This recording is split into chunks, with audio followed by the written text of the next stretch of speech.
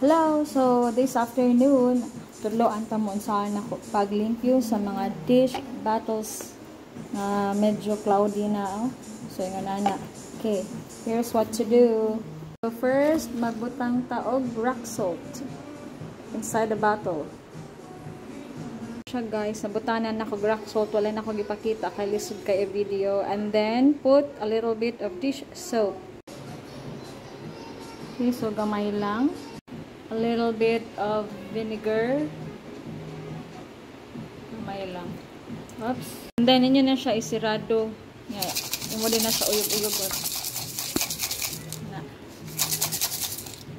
Shake, shake. Shake, shake, shake. Kahuman, inyo na siya i-waswasan. Waswasan. Taa. Hamis na kayo na or limpyo na kayo ng sulod. Mura nagbago. Guys, diba? Alam siya tubig pero limpyo na siya sa sulod. This is the before. Kita ang before na siya more cloudy sa sulod before, and this is after. So ma-differentiate na ninyo sa actual. Mas clearer ni siya kaysa aning usa.